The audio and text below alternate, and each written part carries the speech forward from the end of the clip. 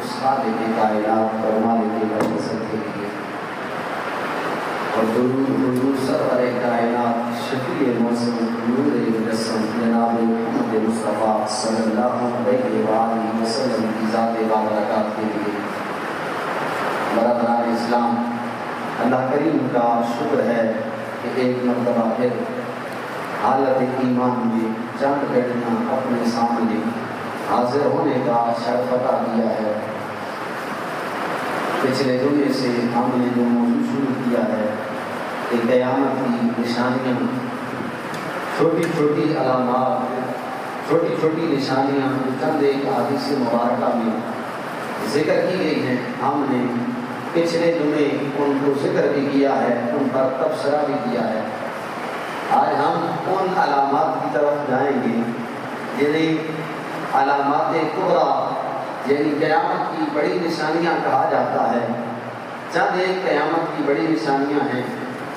جن میں سے بعض کی ہمیں خبر ہے اور بعض کا ہمیں علم بھی نہیں ہے، یعنی ہم صرف نام کی حد تک جانتے ہیں کہ یہ بھی قیامت کی نشانی ہے، یہ بھی نشانی ہے، اور بعض ایسی ہیں جن کی ہمیں خبر ہی نہیں، یعنی ہمیں پتہ ہی نہیں ہے کہ یہ قیامت کی نشانی بھی ہے۔ آج جس نشانی کے متعلق ہم ذکر کریں گے، یہ بڑی نشانیوں میں سے ایک بڑا نام ہے، بڑی شخصیت ہے، حضرت امام مہدی علیہ السلام کا ظہور۔ قیامت کے آنے سے پہلے حضرت امام مہدی جو حضور نبی رحمت صلی اللہ علیہ وآلہ وسلم کا کلمہ پڑھنے والے ہوں گے، حضور نبی رحمت صلی اللہ علیہ وآلہ وسلم کی آل اولاد میں سے ہوں گے، حسنی حسینی سیرت ہوں گے۔ آج ہم حضرت امام مہدی علیہ السلام، آپ کی زندگی کے چند ایک احوال کہ آپ آئیں گے تو اس وقت دنیا کے حالات کیا ہوں گے، آپ کا قد کاج کیا ہوگا، آپ جب حکومت کریں گے تو پھر آپ پہلے بدلتی ہوئی دنیا کو کیسے تبدیل کر کے اس زاویے پہ لا کھڑا کر دیں گے، ان ساری چیزوں کو ہم اپنے وقت میں رہتے ہوئے احادیث مبارکہ سے پڑھنے اور سننے کی کوشش کریں گے۔ نبی کریم صلی اللہ علیہ وآلہ وسلم کی طرف اللہ کریم نے قرآن کریم میں یہ پیغام پہنچایا، فرمایا فَهَلْ يَنْظُرُونَ إِلَّا السَّاعَةَ أَن تَأْتِيَهُمْ بَغْتَةً، کہ چند ایک لوگ ایسے ہیں جن سے اگر کہا جائے کہ کلمہ پڑھو، جن کو اگر کہا جائے کہ نیک کام کرو، قیامت والے دن تم نے ہر بات کا جواب دینا ہے، تو مالک نے فرمایا وہ انتظار کرتے ہیں، وہ کہتے ہیں ہم ہیں انتظار کرنے والے کہ جس قیامت سے ہمیں صدیوں سے ڈرایا جاتا ہے وہ کیوں نہیں آتی ہے۔ مالک نے فرمایا فَهَلْ يَنْظُرُونَ إِلَّا السَّاعَةَ أَن تَأْتِيَهُمْ بَغْتَةً، اے قیامت کا انتظار کرنے والے، اچانک سے ہماری طرف سے تمہارے درمیان قیامت آ جائے گی، اچانک آ جائے گی۔ فَقَدْ جَاءَ أَشْرَاطُهَا، مگر ہاں یہ اس قیامت سے پہلے چند ایک شرطیں ہم پوری کریں گے، چند ایک علامات ہم پوری کریں گے، انہی کو علامات کبریٰ کہا جاتا ہے کہ جن سے پہلے قیامت کا ظاہر ہونا ممکن ہی نہیں ہے۔ حضور کا فرمان، حضور علیہ السلام کے ارشادات اور حضرت امام مہدی علیہ السلام کا ذکر تقریباً احادیث مبارکہ میں سے 200 سے 250 کے درمیان احادیث مبارکہ ہیں جو اس چیز پر دلالت کرتی ہیں کہ حضرت امام مہدی کا ظہور حق ہے اور آپ آ کر رہے ہیں۔ اگر کسی چیز کے بارے میں شریعت مطہرہ میں اتنی احادیث مبارکہ ہوں اسے تواتر کہا جاتا ہے، یعنی متواتر احادیث مبارکہ اس حکم کے لیے ثابت ہیں کہ حضرت امام مہدی نے آنا ہے اور آپ کا آنا برحق ہے۔ حضور نبی رحمت صلی اللہ علیہ وآلہ وسلم نے حضرت ام سلمہ روایت کرتی ہیں تو حضور نے فرمایا عن ام سلمہ زوج النبی صلی اللہ علیہ وآلہ وسلم قالت سمعت رسول اللہ صلی اللہ علیہ وآلہ وسلم، حضور کی زوجہ حضرت ام سلمہ بیان کرتی ہیں کہ میں نے حضور نبی رحمت صلی اللہ علیہ وآلہ وسلم کو یہ فرماتے ہوئے سنا یذکر المہدی فقال هو حق، حضور نے مہدی کا ذکر فرمایا، یعنی جو آخر میں آنے والے ہیں قیامت کے آنے سے پہلے حضور نے حضرت امام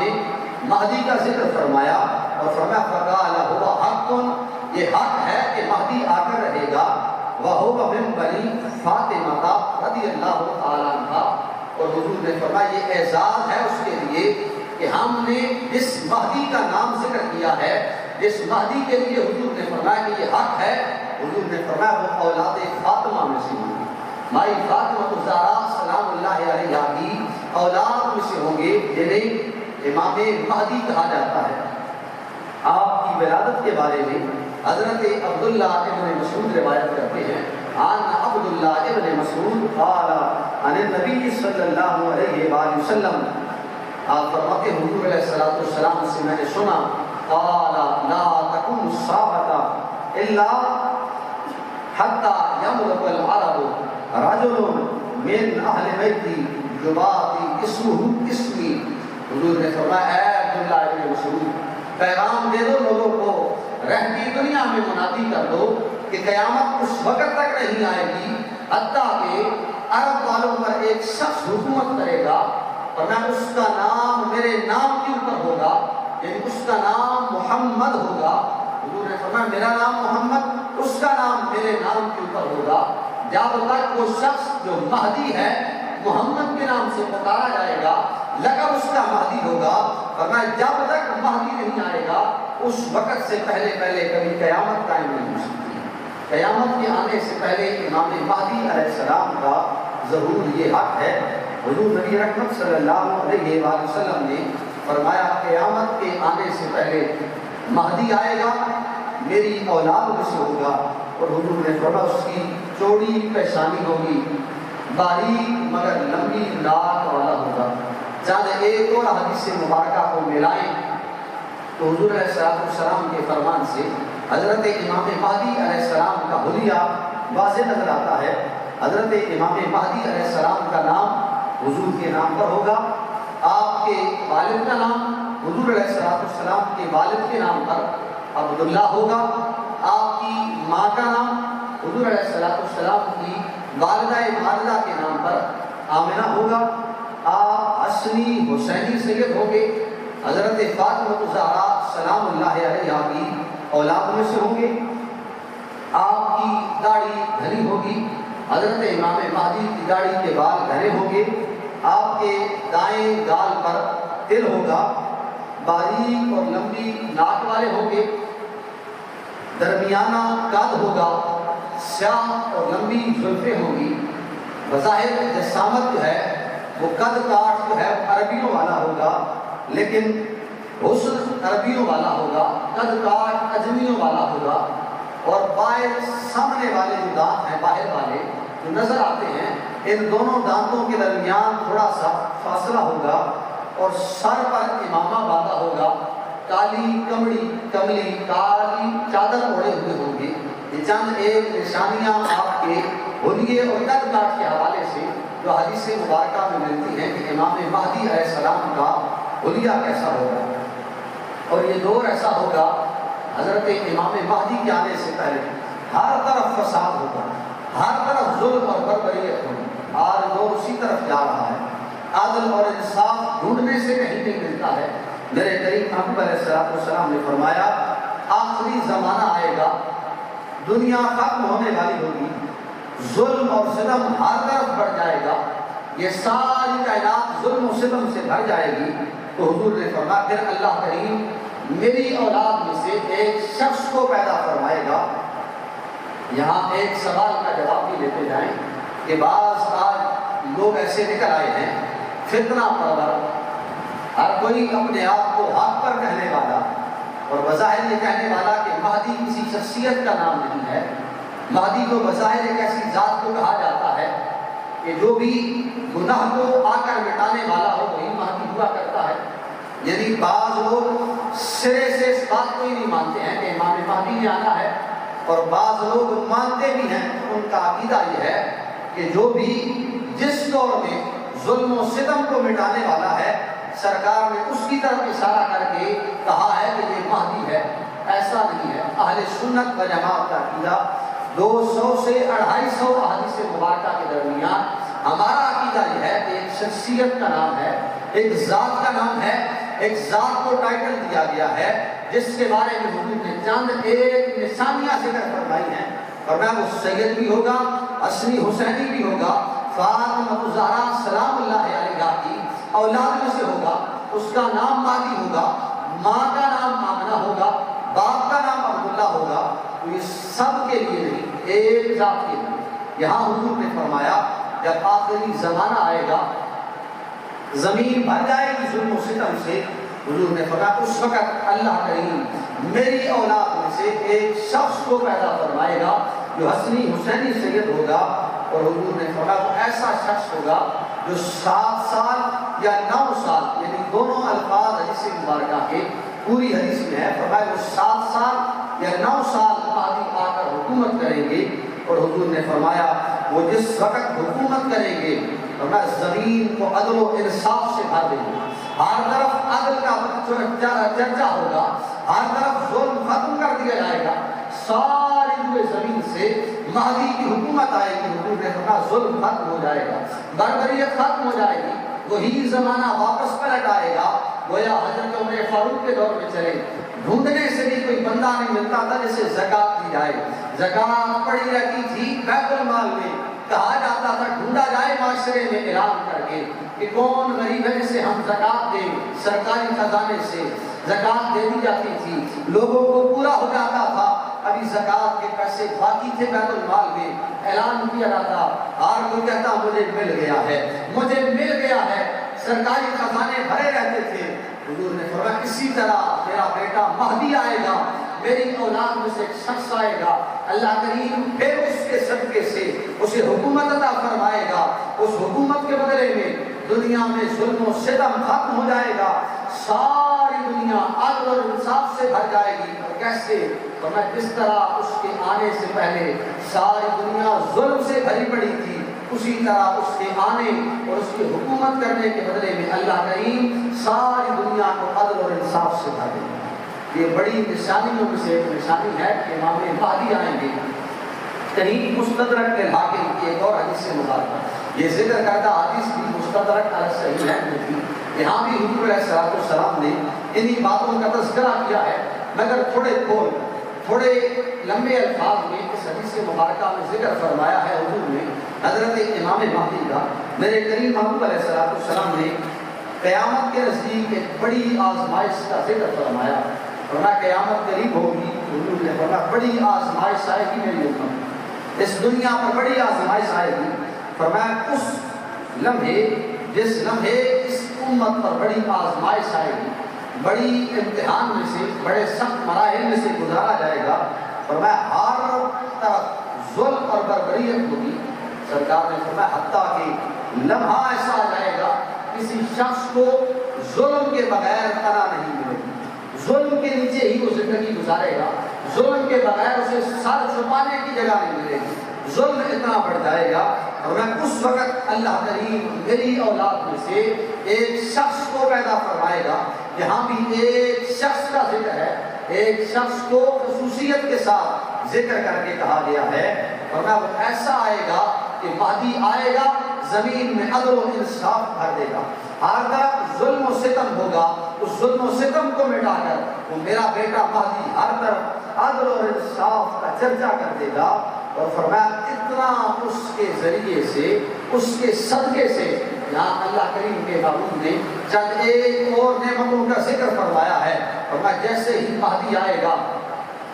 آسمان کا منہ کھل جائے گا، اللہ کریم موسلادھار بارشیں برسائے گا۔ اب تو وقت ایسا ہے نا کہ موسم ہوتا ہے بارش کا تو بارش نہیں ہوتی ہے، موسم نہیں ہوتا ہے تو پھر بارش ہوتی ہے، جب ضرورت ہوتی ہے ہمیں، ہم مانگتے رہتے ہیں، ہمیں بارش نہیں ملتی۔ یہ وقت قریب آ گیا ہے کہ ظلم و ستم ہر طرف بڑھتا جا رہا ہے، خشک سالی قحط سالی بڑھتی جا رہی ہے، لوگ غلے اور اناج کے لیے روئیں گے، اس لمحے لوگ پیسے کے لیے، مال و دولت کے لیے روئیں گے۔ دنیا گویا جنگ عظیم کی طرف جیسے جا رہی ہے، آپ دیکھ رہے ہیں حالات کہ حالات کیسے دگرگون ہو رہے ہیں، دو ہی طاقتیں بظاہر نظر آتی ہیں، ایک مسلمان اور ایک غیر مسلم۔ غیر مسلم جتنے بھی ہیں وہ سر جوڑ کے بیٹھتے ہیں اور مسلمان کے خلاف کھڑے ہو گئے، عرضہ سرائی کرنے کے لیے جنگ محاذ بنا دیا ہے اور اکٹھے ہو گئے ہیں، مل جل کے انہوں نے نے کام شروع کر دیا ہے، گویا ظلم ہر طرف پھیل جائے گا کہ جنگ عظیم کے بدلے میں ساری دنیا ایک مرتبہ تباہ ہو جائے گی، کچھ بھی باقی نہیں رہے گا، نئے سرے سے کائنات شروع ہوگی۔ پھر وہی دور آئے گا کہ لوگ دوڑیں گے ایک ایک روپے کے لیے، لوگ دوڑیں گے کھانے پینے کے لیے۔ حضور نے فرمایا جب ظلم و ستم ہوگا، مہدی کا ظہور اتنی نکالے گا کہ زمین اپنا منہ کھول دے گی، جو کچھ زمین کے اندر ہوگا وہ ساری پیداوار مہدی کے لیے کھول دے گی، مسلمانوں کے لیے غلہ اناج ہر طرف ہوگا۔ ظلم و ستم تو ختم ہو چکا ہے، بربریت تو ختم ہو چکی ہے، بظاہر سارا کچھ ختم ہو چکا ہے۔ یہ حدیث مبارکہ حضور علیہ السلام کا وہ فرمان ہے جو امام مہدی ایک سٹرگل کے بعد، ایک محنت اور کوشش کے بعد، مقابلے کے بعد جب حکومت پہ بیٹھیں گے اس وقت کی یہ حدیث مبارکہ ہیں کہ اس وقت انعام بھی ہوگا، ظلم و ستم ختم ہوگا، زمین میں خوشحالی اور حلالی آئے گی۔ حضور علیہ السلام نے فرمایا ہر بندے کے پاس مال اتنا ہوگا، ہر بندے کے پاس غلہ اناج اور پھل اتنے ہوں گے کہ زندہ لوگ خواہش کریں گے کہ کاش ہمارے آباء و اجداد جو مر گئے ہیں ان چیزوں کے لیے اور بھوک پیاس کی وجہ سے مر گئے ہیں، پیسے کی کمی کی وجہ سے مر گئے ہیں، زندہ لوگ خواہش کریں گے کاش وہ زندہ ہو اور وہ دیکھیں کتنی نعمتیں ہمیں مالک نے عطا فرمائی ہیں۔ حضور علیہ السلام نے فرمایا وہ لوگ جو خوشحالی کو دیکھیں گے، وہ لوگ جو حالی کو دیکھیں گے،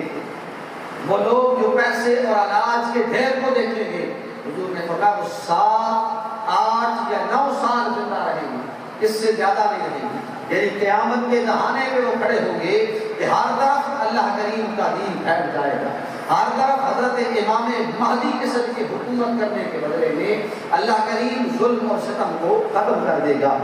اگر اس سے تھوڑا پہلے آئیں، یہ تو تھی فضیلت والی چند ایک باتیں، اس سے پہلے آئیں تو حضرت امام مہدی علیہ السلام آپ کی بیعت کے بارے میں 2-3 حدیث مبارکہ صرف وقت کے اندر رہتے ہوئے کہ آپ کی بیعت کیسے کی جائے گی، کہاں پہ کی جائے گی۔ ہمیں کہا جاتا ہے نا کہ ہم مرشد کی بیعت کرتے ہیں، پیر کی بیعت کرتے ہیں، کہاں پہ لکھا ہے؟ حضور نے صحابہ کرام کی بیعت کی ہے، اور یہاں حدیث مبارکہ جو میں پڑھنے والا ہوں ان میں بعض الفاظ میں ذکر ہے کہ چند ایک اولیاء کرام، صوفیاء کرام غزوہ بدر کے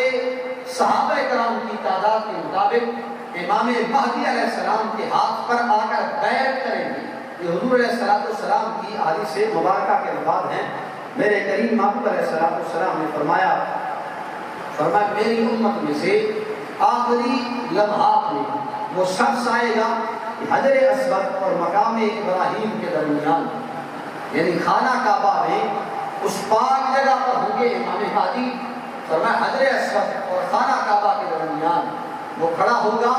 حضور نے فرمایا صحابہ کرام وہ جو غزوہ بدر میں شریک تھے 313، فرمایا 313 لوگ امام مہدی علیہ السلام کے پاس آئیں گے۔ حضور نے فرمایا وہ عراق کے اولیاء کرام، شام کے ابدال ہوں گے، یہاں عام بندے کا ذکر ہی نہیں، ہم تو وہاں کہیں ملیں گے نہیں۔ حضور نے فرمایا اولیاء کرام ہوں گے، ابدال ہوں گے، عراق اور شام سے آنے والے صوفیاء کرام ہوں گے، فرمایا وہ امام مہدی کے ہاتھ پر بیعت کریں گے، وہ کہیں گے کہ آپ ہمارے امام ہیں، آپ ہماری طرف سے آگے بڑھے، جنگ لڑے۔ ایک اور حدیث مبارکہ میں جہاں چند ایک باتیں خاص ذکر نہیں کی گئی ہیں، اگلی حدیث مبارکہ میں ان باتوں کو بھی کھول کر ذکر کیا گیا ہے۔ حضور نبی رحمت صلی اللہ علیہ وسلم نے فرمایا ایک خلیفہ کی وفات کے وقت مدینہ منورہ میں اختلاف ہوگا، فرمایا خلیفہ فوت ہونے والا ہوگا، وفات سے پہلے مدینہ منورہ میں اختلاف ہو جائے گا۔ ایک شخص جو مدینہ منورہ میں ہوگا، حضور نے فرمایا مہدی نام ہوگا اس کا، وہ مدینہ منورہ سے چلے گا، جھگڑا بن جائے گا خاندان کا، لڑائی ہو جائے گی حکومت کے بارے میں، فرمایا وہ مہدی چلے گا مدینہ سے مکہ مکرمہ کی طرف آ جائے گا۔ حضور نے فرمایا مکہ میں کچھ لوگ آئیں گے، آ کر وہ مہدی کی بیعت کریں گے۔ سرکار کے الفاظ ہیں حدیث مبارکہ کے، فرمایا چند لوگ آئیں گے وہ مہدی کے ہاتھ پر آ کر بیعت کریں گے۔ ملک شام سے ایک لشکر آئے گا جو ان سے جنگ کرنے آئے گا، آ رہا ہوگا مکہ مکرمہ کی طرف جنگ کرنے، سامنے وہی پہلا دور غزوہ بدر والا، 313 مسلمان صرف کھڑے ہوں گے مکہ مکرمہ کے اندر۔ حضور نے فرمایا یہاں مقابلہ کوئی نہیں ہوگا۔ بدر کے صحابہ کا تو مقابلہ ہوا تھا، لیکن قیامت آنے سے پہلے ہمارے بیٹے مہدی کی شان یہ ہوگی، اللہ کریم اسے فضیلت عطا فرمائے گا۔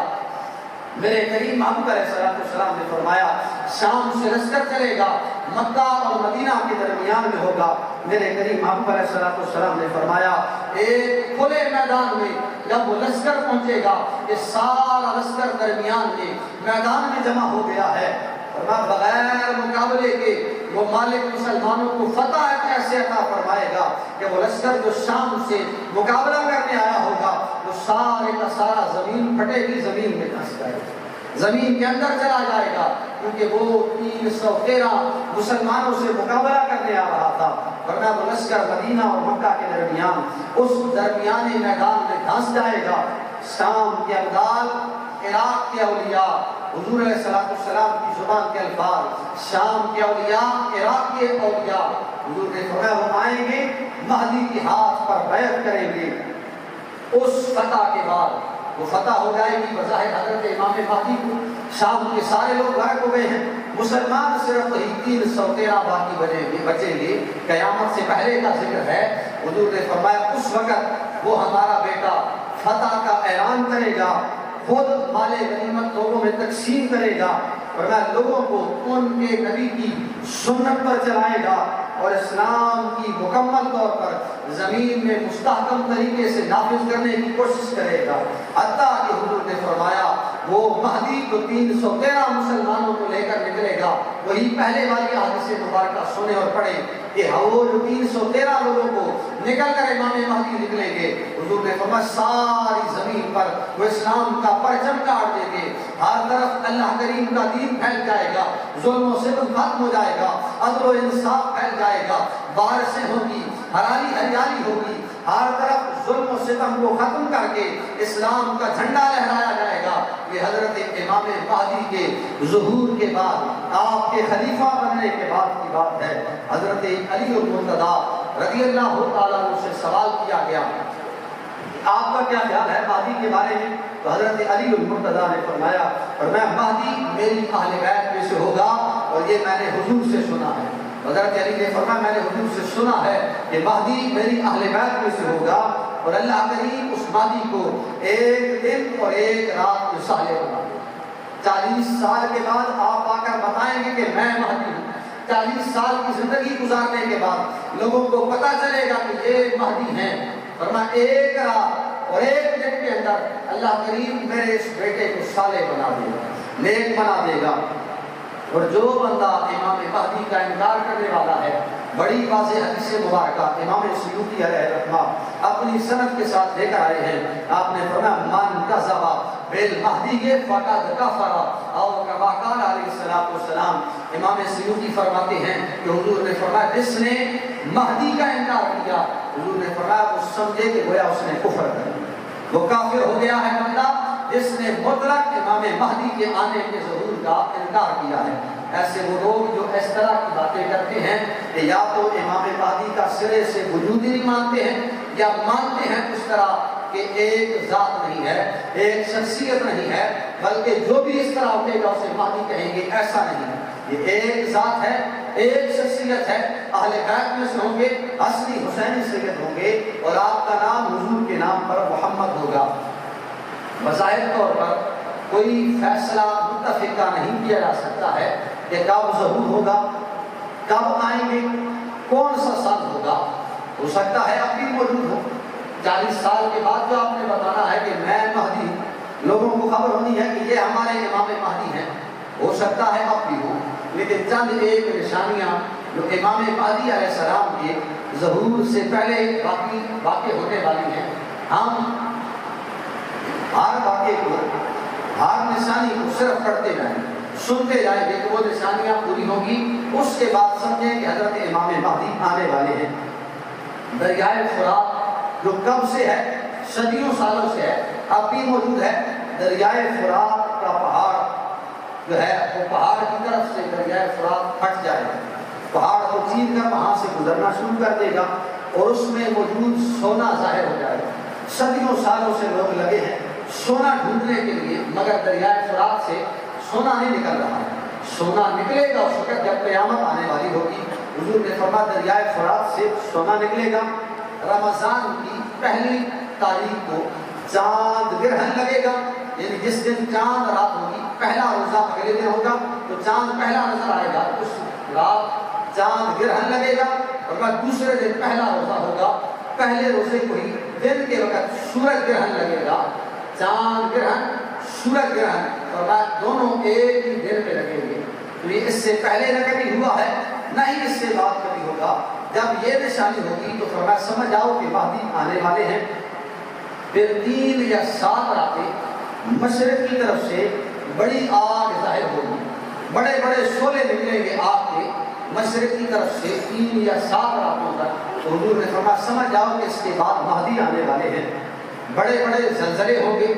زلزلے تو خیر ہر دور میں ہوتے ہیں، مگر دور گزرتا جا رہا ہے، زلزلوں میں تھوڑا